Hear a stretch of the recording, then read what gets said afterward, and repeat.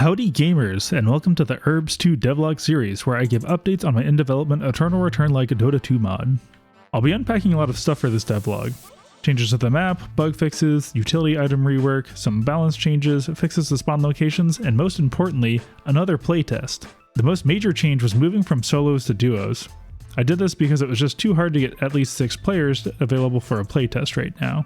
I also updated the team screen to include the spawn names instead of the zone plus the zone number. I also did the item utility rework mentioned in the last devlog. Basically, there's now a dedicated utility slot, so using utility items doesn't cannibalize the combat skill cooldowns anymore. Bounties gave a lot of gold during the first playtest, so to make sure that players didn't get enough gold to buy items from the shop, I now set the player's gold to 100 anytime they kill an entity. Another issue was that auto attackers were way too strong. So before the second playtest, I tested the time to kill with auto attack weapons, and it was about 2 seconds and even less with God's Strength active, so way shorter than any other methods that I tested on bots that weren't auto attacking. Something I noticed during my testing was that you can auto attack an item and make it disappear. This appears to be the default values for Dota 2 mods. Fortunately, setting the item killable property to 0 in the KV files fixed this issue for me.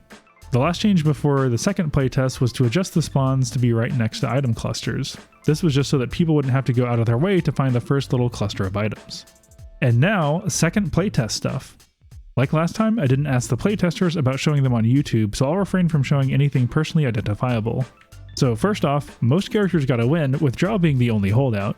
And while there was a lot of talk about which character was top tier, and with some even thinking that Drow was too strong, the only thing we really know for sure is that the Polarity Spear item is probably the best weapon.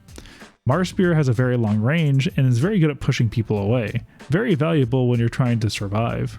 The Shockwave ability is very long range as well, and importantly it helps line up Axe's Pudge Hook.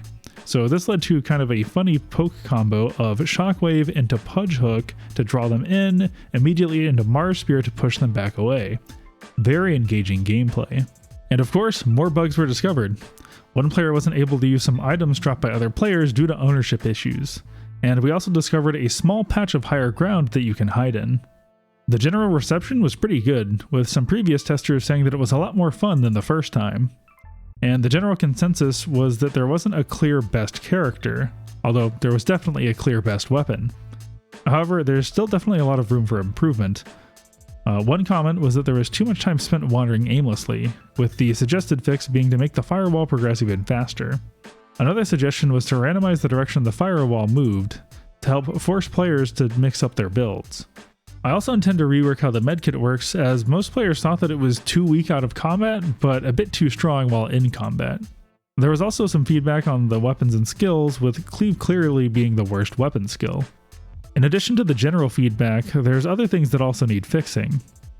It seems like Marcy's Q destroys Drow's fervor stacks, so that may need to be removed, as having a character be countered like that is against the design principles of the game. Also, Drow Ranger seemed a bit underpowered, and I think it's partly due to her Q just being extra damage.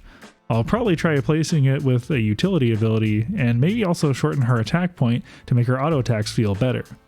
Another big issue was that after you died, it was pretty boring to wait around, so I'm going to see if there's a way to grant global vision to dead players so they at least have something to watch.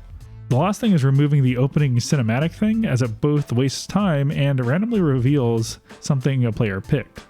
So with that, this devlog is done. Thanks for sticking around and watching, and I'll catch you next time.